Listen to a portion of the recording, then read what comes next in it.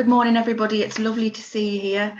My name's Katie Milne, and I'm the director of Greenfield Arts, which is an arts organisation in County Durham that has an arts centre facility in Newton Aycliffe.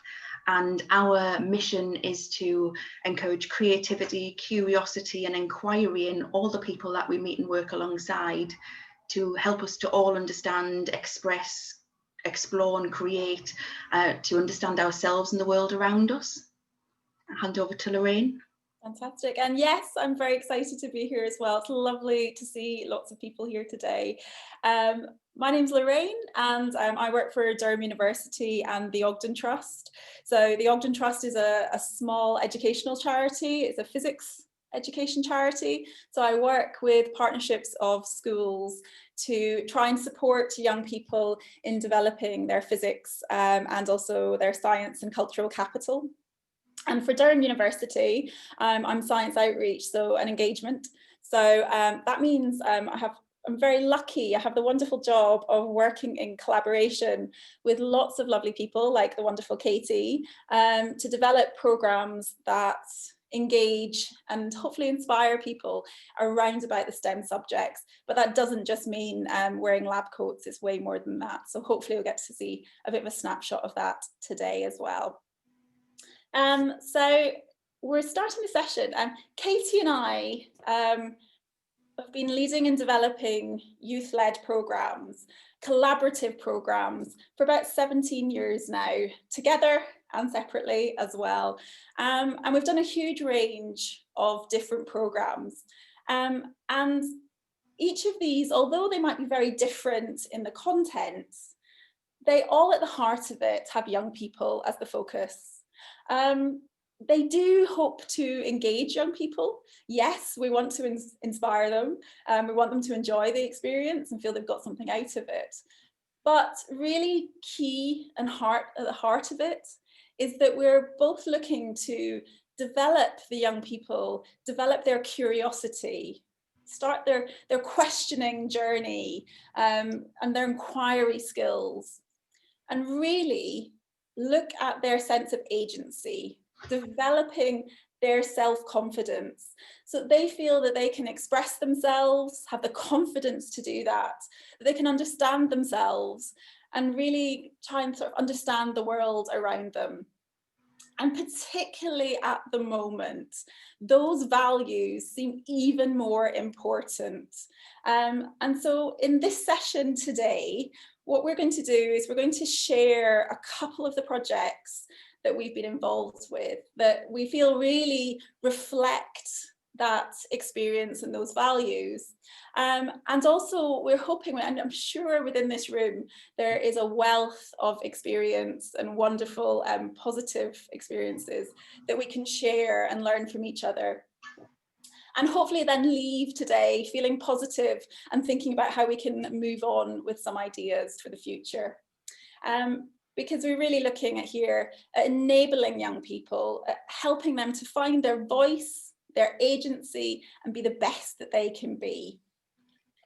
So the project that I'm going to focus on was a few years ago, and it was a collaboration between Katie and myself, between Greenfield Arts and Durham University.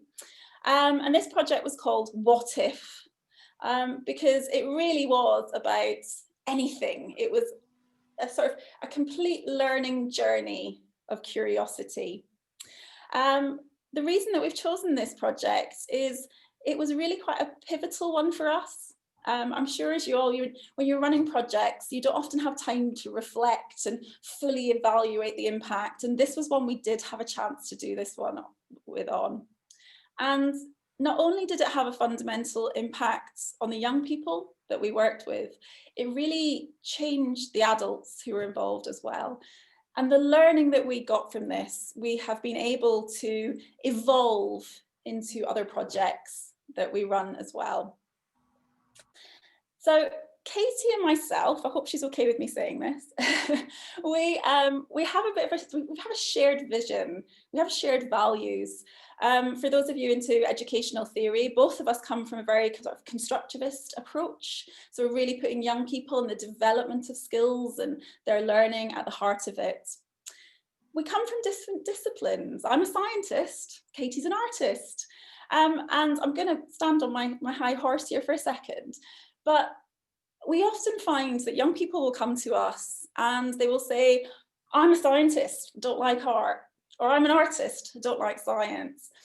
And I think part of that is due to the way that we compartmentalize our education system, when actually we have completely at the heart of the sciences, completely at the heart of the arts, is all about creativity. It's all about curiosity. Everything we do, we might use different language, but everything we do has that. It's about exploring, it's about seeing the world and trying to work out how it works and our place in it. So we got together and we decided to have a programme that involved young people, completely at the heart, researchers from scientific disciplines, artists and creative practitioners, and having as a thread running through this curiosity, we wanted to have a creative collaboration to develop and go on this journey together to co-produce something. So that's the scary bit. And I know some of the adults that we worked with are a little bit nervous of this concept, but we wanted to produce something that shared this curiosity and our learning with a wider audience. But we weren't so bothered about exactly what that was. We wanted the young people really to be the ones who were in charge of that. We're developing that in collaboration with the others. So the approach that we took was to invite young people from Greenfield Community College to participate. Now, there was no stipulation on what, no criteria for involvement. Some of them were in the science club, some of them were in the drama club, some of them were neither. The only thing is that this was not a school project. So they did have to contribute their time out of school and even during the holidays as well. We put out a tender to artistic organisations, and we were really looking for somebody who was keen to explore alongside us. And we were so lucky because the wonderful Annie and the team at Unfolding Theatre accepted the tender and were so key in going on this journey with us, and their input was just fantastic throughout the entire process. We also invited scientific researchers from Durham University to participate, and we were lucky we had a range of researchers from physics, chemistry, ecology, biological sciences that all understood what we were trying to do and went on that journey with us. What we were doing was we're trying to create the conditions and the circumstances to allow creativity to flourish. So there were a few things as the basis of this. Firstly, we were very clear with all the adults, and to an extent the young people as well, that nobody was in the role of teacher or didactic expert. Now, that didn't mean we weren't expecting adults to kind of pretend not to have expertise, because naturally they, just as the young people, have expertise in different things. But what we didn't want people to do was to be in charge of that knowledge. We really wanted everybody to be exploring and learning together. In order to do that, we encouraged and actively valued failure and the ability to say, I don't know. Now, many of the young academics that I work with, they find that quite difficult. Many of us, especially when you're young and you're developing in your career, to be able to say, I don't know something about the subject you're supposed to be an expert in is tricky. But it is so valuable for the young people to be able to see that we don't know everything, and it's about constantly learning. We were very clear that we were trying to create a very safe and open space for discussion, for testing questions, testing ideas, and for listening to each other. So no one idea, no one person was more important than another. And that idea of mutual respect across the whole board. Yes, Katie and I did have the kind of project management hats of, we did need to make sure things happened and risk assessment, safeguarding, etc.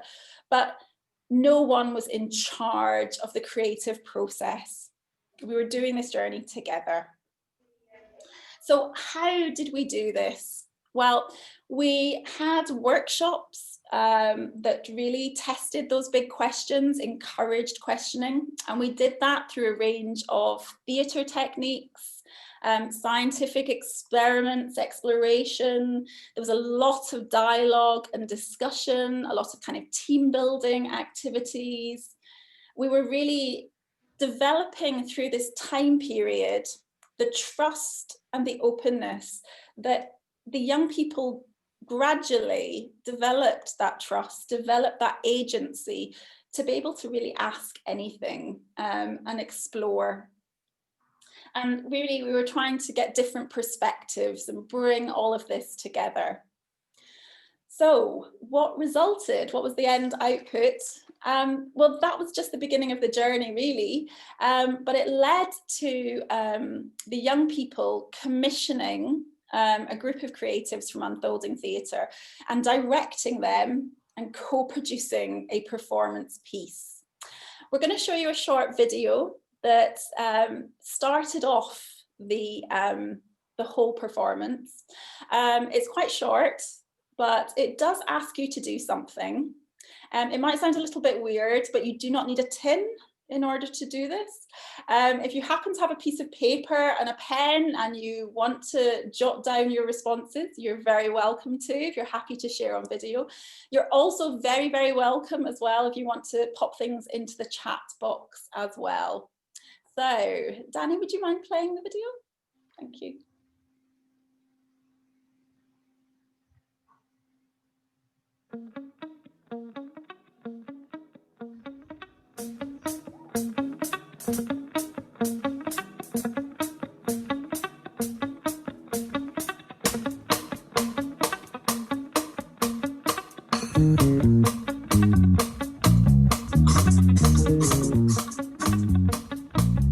Could we throw a ball into space? Is there life after death? Why do we have different coloured hair and eyes? Where did they come from? Why is football so good? What makes us human? How big is the universe? Why do we get embarrassed? Is negative energy possible? Why does the way people behave change in different countries? Could we dig to the Earth's core? Is there really a God to believe in? Will what I do make a difference? Why are there questions that we can't answer? Why do we exist? What do you really want to know? What do you wonder about? What's your question? Now it's your turn. It's time to begin.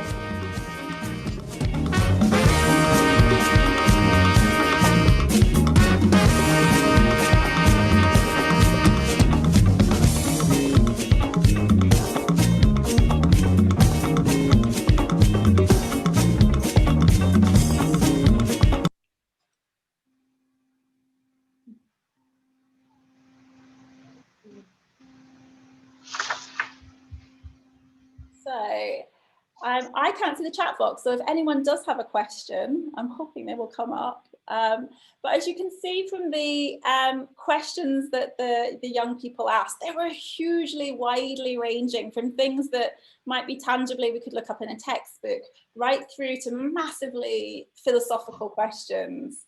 And this was just, a wonderful starting point for this performance piece. The performance itself was way more than Katie and I had really ever imagined. We were so pleased with the final output. It was completely interactive. You can probably see in the screen at the bottom there, young people were sitting in an audience on the floor. They were moving around. It was a very organic piece. The actors were within the audience themselves and moving around.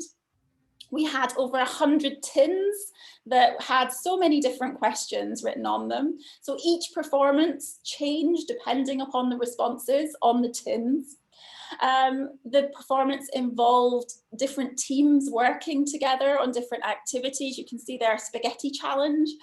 It included personal stories from the young people and the journey they'd taken, but also from the researchers as well, and why they were researching particular areas. And really crucially for us, it provoked curiosity in the audiences. It didn't answer questions, it started more questions and developing those questioning skills. And in the end, 10,000 young people experienced the What If performance. And as a result of being part of the project, our team, a wonderful team from Greenfield, were actually then nominated for an award, which they won. So we can pop back to that last one. Thank you, Danny. So they won the Best Engagement Project with Young People at National Awards. They were then also invited to conferences, so engagement and creativity conferences. And they also made a film to try and share beyond. But also they've taken this and they ask more questions now in class, which I think the teachers are kind of okay with. Yeah. But also for the adults involved, the researchers found that actually it was an experience that made them question what they were doing, look at their research, reevaluate and remember why they loved what they're doing. And for us as practitioners, it actually really brought together the elements of those, allowing young people to have the agency and what enabled them to have the agency with the space and the time to do that. And it's allowed us to really embed those things into our practice moving forward. And I'm going to pass on to Katie now, who's going to talk a bit more about some further, more up-to-date projects. Thank you, Lorraine. Thank you. I think as Lorraine's explored with this particular example of What If, this youth-led approach that we developed through that project and those circumstances and conditions that we noticed have allowed us to build, if I can say on Lorraine's behalf as well, has allowed us both to develop our practice into a more inquiry-based approach that's embedded in the way that we work. So that idea of questioning, exploring what we know, looking at new perspectives, exploring and expanding those perspectives to encourage other views, new ideas, reflecting on what we understand and know now and reimagining what might be and what could be is a kind of basis to the work that we've been developing as a result.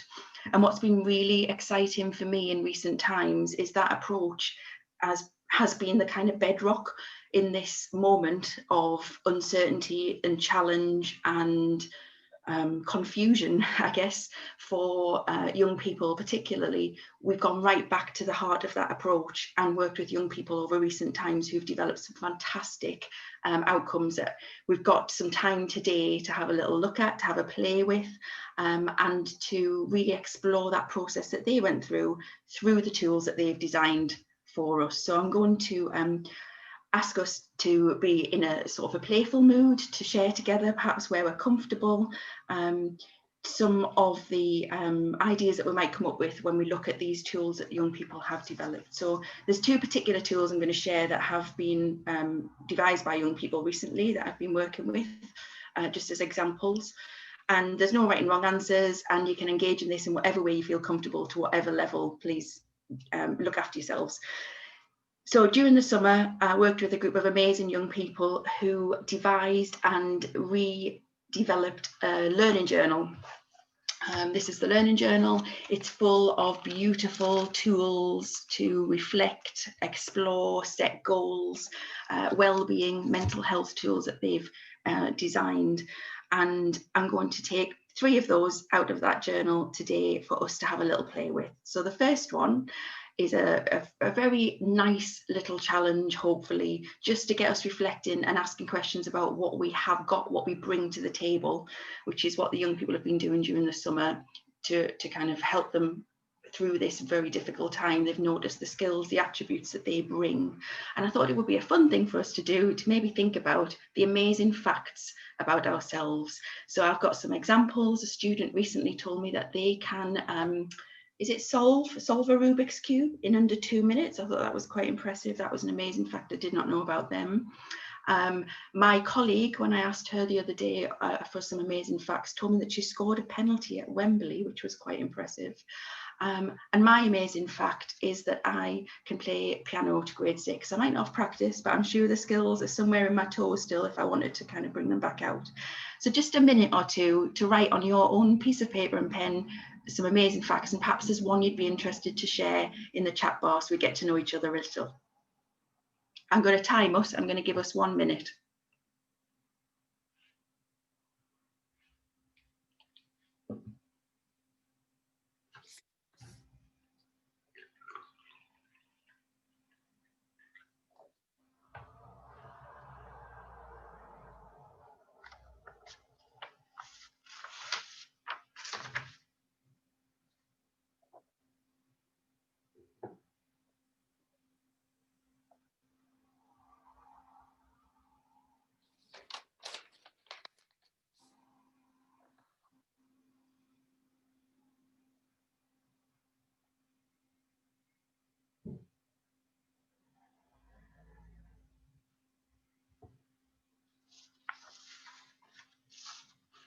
Just another 10 seconds there. You can finish this task and write as many as you like throughout the day, because I'm sure we're full of a room full of amazing people. I know this. I'm just going to stop us there. It would be delightful if anyone was interested in sharing in the chat function a couple of those amazing facts, just to get to know each other a little bit. Can you see the chat, Katie? I can. I've just opened it up, yeah, so I can see. Impressive, Catherine. Yeah, 40-mile-an-hour winds. It's not an easy thing to do without the wind, but it's an extra layer of success. Thank you for sharing. Fine. What does yours say, Lorraine? There, I can't quite read it. I was lucky enough to do work experience in France and the Netherlands. very nice, yeah. When we could travel, beautiful times. I know, that's what I'm thinking. Play the trumpet. Yeah, I didn't know that, Charlotte. Thank you for sharing. Impressive. Wow. Got quite a few runners in the room. Sang in front of the Queen. Blimey. I knew I had a room full of amazing people. I'm going to let those chats continue to come in. I just think it's a beautiful thing in those circumstances and conditions that we talked about to get to know each other a little bit and to notice the things that we bring to the table, especially when we're talking about all kind of going on a journey and not being experts. I think it's really nice to share. It's a very simple tool that the young people have designed, but a nice starting point just to get to know you a little. So thank you for that. I add as well, Katie, I love the fact that you can celebrate, even if you're feeling really negative, there's something that you can celebrate within yourself. Particularly in current times, let's hold on to all of those small wins and brilliant moments. Essential, I would suggest. So the next challenge or prompt that the young people designed and encouraged me to share in this session, because I've been talking to them about what I'm doing, was the next slide, which is the gold medal moments. So this was inspired by Unfolding Theatre again, and a whole different project where we saw their piece Best in the World, and as a result developed a whole project that was multi-layered, which created a book in the end that has lots of beautiful creative tools in it, and this is one of those. And the idea here is to think about one of those gold medal moments or something that has been successful recently, and I would say in recent times it's quite useful to remember again another small win. What was it that went well? What helped you to succeed, and who helped you? So it would be lovely just to have, I'll give us 2 minutes on the clock for just having a little jot down on our piece of paper, and perhaps we could unmute. Maybe you could raise your hand if you're willing to share an idea. I have an example from my team who said that recently our gold medal moment was to meet some men who we've been working with who've been quite isolated, and we managed to put an outdoor performance on and get them together. It was a car park, I call it a theatre. It was a car park, but it was beautiful because we were able to get together in a safe way outside and overcome a few of those difficulties of kind of working out how are we going to meet. So the teamwork certainly was part of that, and it went really well. So that was a gold medal moment for us. I'll give you 2 minutes. I'll just start that now.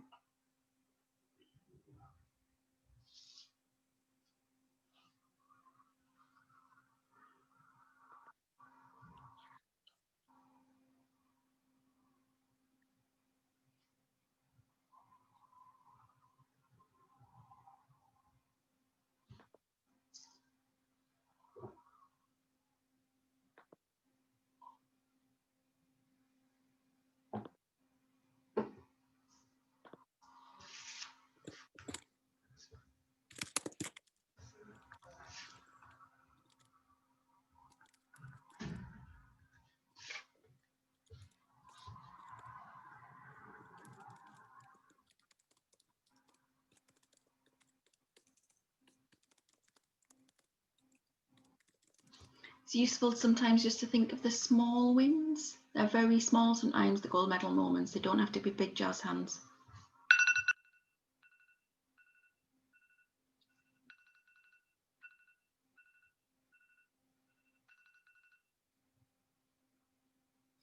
That was 1 minute.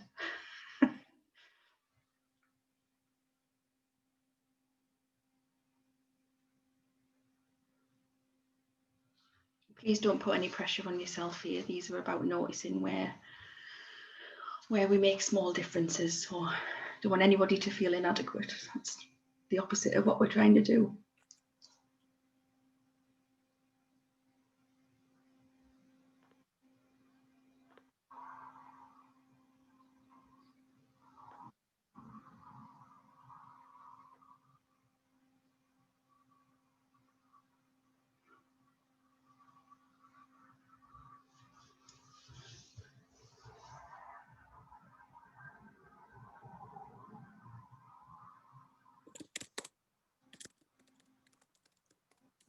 I'm going to stop us there. I can see there's some beautiful sharing in the chat box there. Thank you for that. Some really massive moments and some very small ones, and they're all equally valid. If anybody wants to raise a hand and have a little chat with us, so it's not just Lorraine and I's voice, it would be lovely to hear from you. If anyone is interested in sharing, please keep yourself safe and just share what you're willing to.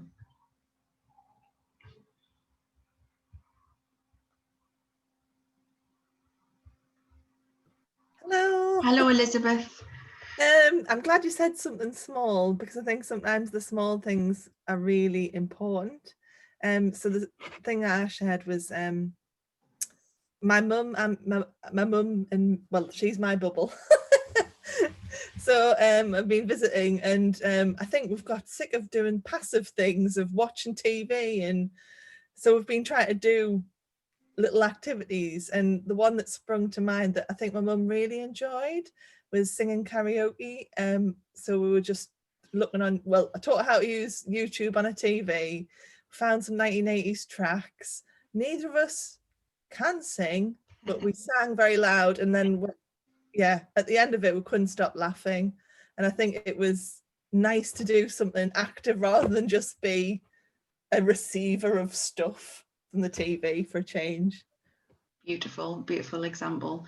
I think you're entirely right. Those small moments are the things to kind of hold on to when things are difficult, and noticing where they are is really important when things are uncertain. And I think that's what the young people were reflecting to me over the summer, that they talked about a particular walk that they'd done, or they talked about a particular bit of shopping they'd taken to somebody as examples of kind of big wins. They're gold medal moments. Let's wear them proud, as well as the really difficult things that people are overcoming.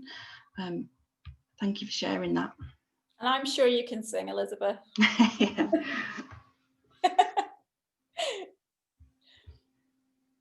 Okay, I can't see any other hands, but please do shout up. Oh, Catherine. Hi. Hello. It just made me think about the session that I was in on Monday, where Children North East had been working with universities on research, and how children and young people had said that what they wanted during lockdown was fun. And it just strikes me that that's actually what quite a lot of people are talking about here, whether it's me making the minestrone soup or Eileen's impersonation of the Bee Gees, is that that having fun while being curious and while making inquiry and asking questions is just so crucial, isn't it, to effective learning and development? Yeah, thank you for sharing that. I think we're not pretending that things aren't difficult, and we're not saying there are not obstacles and challenges to overcome. I'm certainly not saying that, but I think there's something about noticing what you bring, where you can apply it, and what you have managed to achieve, because they are moments of clarity, and in an uncertain time, holding on to the moments of clarity feel quite important. And young people were describing during this particular project of designing this journal how important that is for their mental health, and how actually checking in, because they were talking about how they can kind of focus on all of the things that they can't control, how these little moments can help feel, I suppose, grounded might be the word. And connected. Connected, yeah, that's an important word too. And I think in a process of inquiry, that curiosity that you described, Catherine, it's vital. Looking at things with that sense of curiosity, rather than trying to solve all the problems or understand all of the answers. Asking questions sometimes is a way, but I'm going to move on to the next example that the young people have added to this journal that they've shared with 900 other young people, which I think is also another beautiful part of this inquiry-based process. That often it creates results that can cascade and encourage and inspire and spark curiosity in others. So hopefully today we're just having a little play with that curiosity. Now, again, this is a task that I just want to say again, just to be mindful of your own position and make sure that you stay safe. But the idea that there have been many challenges in recent times, and some are really big and some are really small, but there are ways that we've overcome some of those. So I'm going to take a really small example. My sewing machine broke error 6, and I've been making masks, and I've been finding that a really useful kind of diversion for an hour or two. Very upset that that's not working, but didn't give up halfway through a mask. Thought, right, you can use your hand and you can sew this, and managed to complete a mask, which I gave to my friend who'd been waiting for a week, because she was so excited about seeing, I know we shouldn't be excited about masks, but excited about being gifted something. So overcame that by just thinking, okay, take a deep breath, this is very frustrating, you can do it differently, off you go. So maybe a small challenge you've overcome and how you did that, I think, is the focus. So just a minute and a half for that.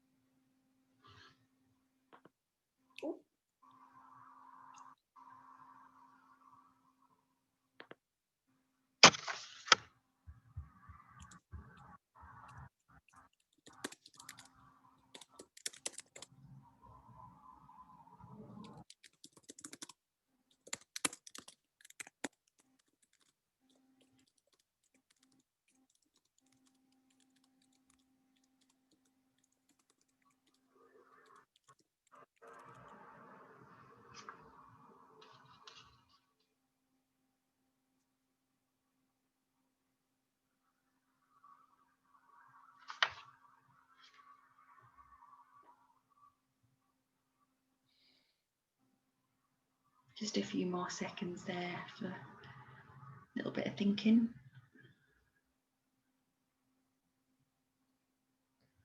Lovely. And again, if anybody's willing to share, maybe pop a hand up, a moment that you've overcome and how we did that. I'd say at this point, actually, I was, because Katie and I discussed having like doobie-doo music and things in the background, or one of us singing, which would have been terrible for everybody. But I've actually quite enjoyed the silence. It's been really nice of being together with people.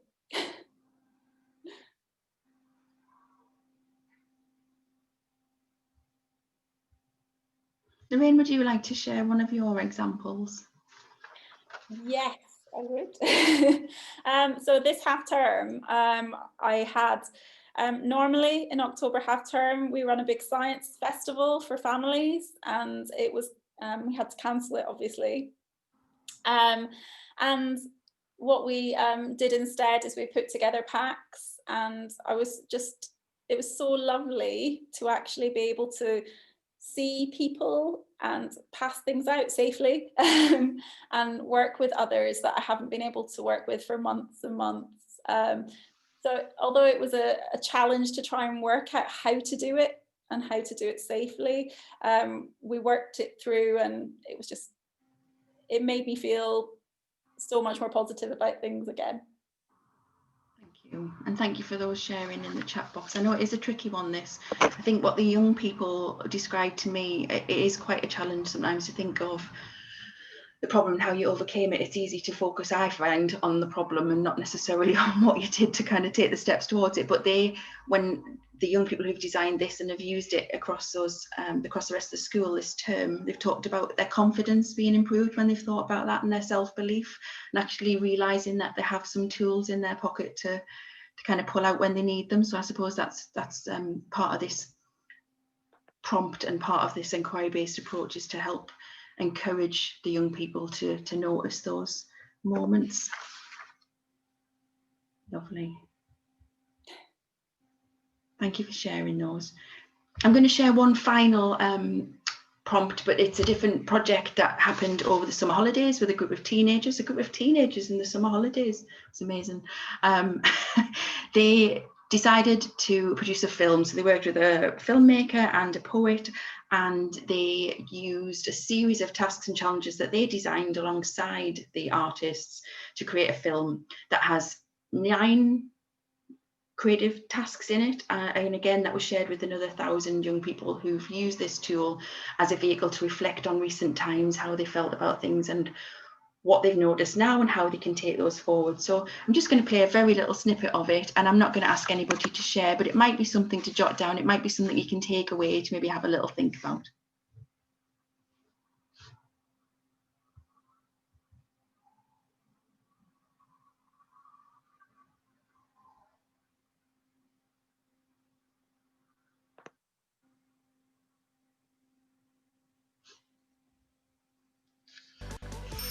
Challenge 7, the future. Let's reflect on recent times and think about what we hope for the future. Write 3 sentences. The first sentence, beginning with the word then, will look back at your experiences from the last few months and focus in on a positive moment. The second sentence, beginning with the word now, will reflect on how you've continued to build on this positive experience, or intend to build on it in the coming weeks and months. The final sentence, beginning with the words in the future, will set an intention.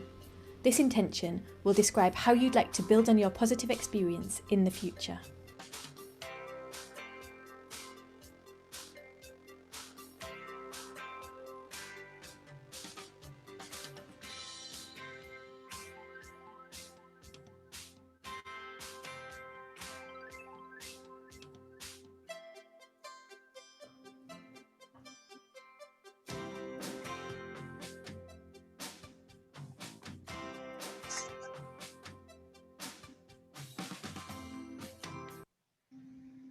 So I'll pause that there. As I say, I'm not encouraging you to do all of these things now, but I'm just sharing with you some of the tools that have been created in this youth-led approach that are enabling the young people involved, but also enabling and cascading that opportunity out for curiosity beyond the project itself. And I think this type of approach that Lorraine's explored in the example of the What If project, and in these examples of recent projects that young people have led and developed, we notice the attributes that young people have come to the fore. We notice the circumstances and conditions that create the opportunity for young people to rise up and shine. And I've really seen that in recent times through this kind of work. And not only does that kind of provide the opportunity for young people to rise up and shine and notice the skills that they've got, but it has a profound effect, in my experience, on the adults around them. it can shift practice, and in my my role, which is in a strategic alliance with Greenfield Community College, I've noticed that particularly across the whole secondary school, where over time adults have shifted to allow greater space for young people to explore and ask questions, which has encouraged agency and has encouraged a deeper thinking. And that Challenge reflective 7, the future. Let's reflect on recent times. It's very keen to be back. that reflective approach, I think, is really important in all of our practice, because that's where we all are able to thrive and grow and learn. And I think it was very exciting to work with Lorraine on that project, and it really has shifted the way that we consider how we work with young people. So hopefully a little bit of sharing there has been of interest, and thank you very much for being playful and joining in, and in the spirit of curiosity, just exploring a little. There's no doubt in recent times have been challenging, and we've highlighted a number of challenges today, and we know that there are inequalities and concerns that are difficult for us all to work through. But I know that in recent times I've seen some great practice. I've seen great examples of youth-led approaches beyond our organisation. An example for me would be Jack Drum Arts, who are a County Durham-based arts organisation who really stepped up in terms of the opportunities that you can provide for young people and encourage that youth-led, inquiry-based approach. They have put on projects that have been led by young people for young people. They've cascaded out opportunities across the county that have enabled people to get together and to connect. And I just thought it might be worth taking a moment or two to think about the good practice examples that you've seen. It might be in your own organisation, but those examples that we've seen regionally, where people in arts organisations and the education sector have found a way to make that opportunity for young people possible, for them to have that agency, for them to inquire, to explore. We've seen some great work. It'd be lovely to hear some examples of where you've seen that. So I'll just give you a little moment to have a think, and if there's any sharing, that would be lovely.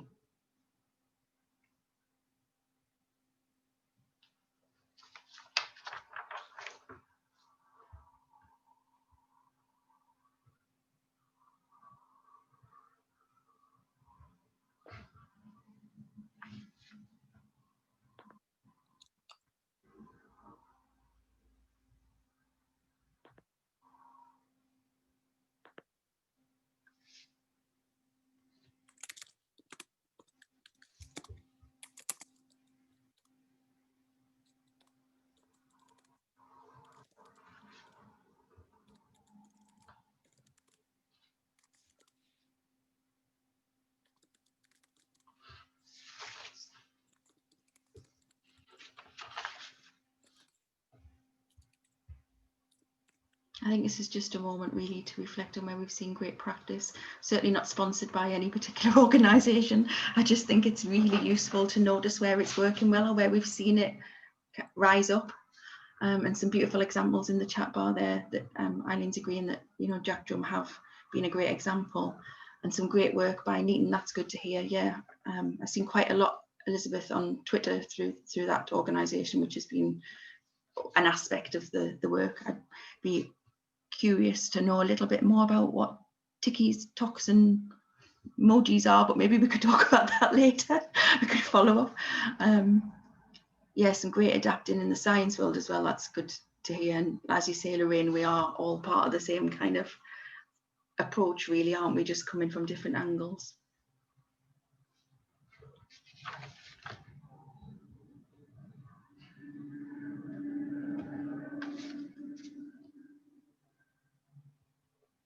It's good to blow your own trumpet. We're all about the gold medal moments. It's good. Oh, wow. Arts Award during this time. Fantastic. Yeah, and a brilliant process to kind of encourage young people to explore in their own way as a tool. Lovely.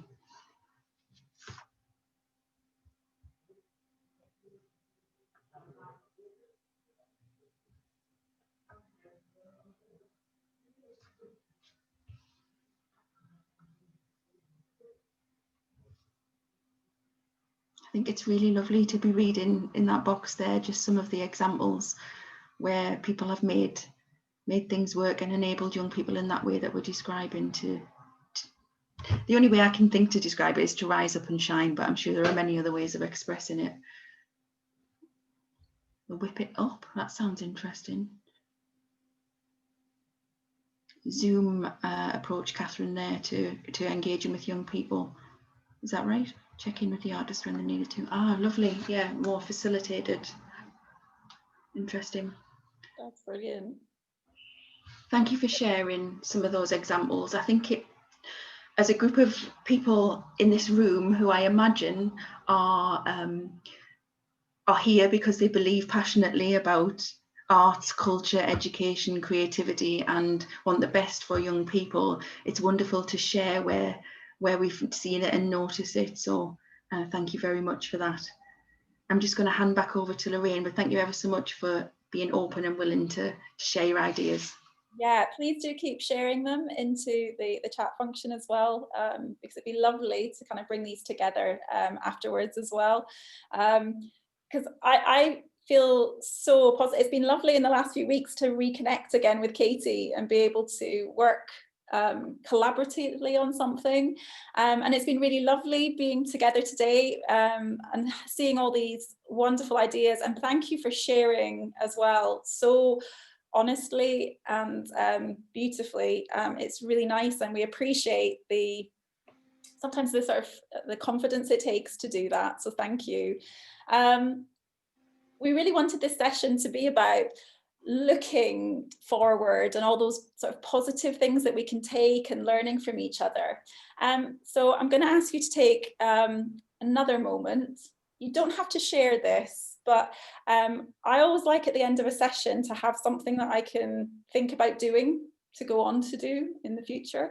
So if there's one small thing, and it can be a tiny thing, doesn't have to be a big thing, but one small thing that maybe next week or in the next few weeks that you'd like to maybe follow up on or try or actually do, what are you going to do? So next few weeks, what would you like to take away and do?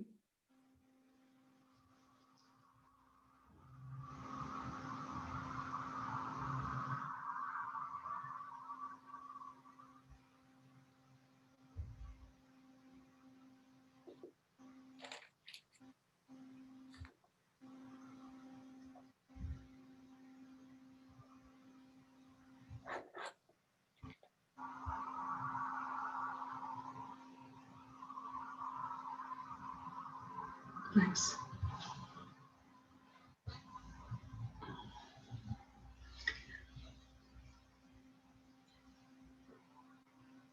We're very grateful to be in a room full of people who have similar values, I think. Thank you for that. It's uplifting and empowering and giving me a boost for sure. Definitely. So nice to have that.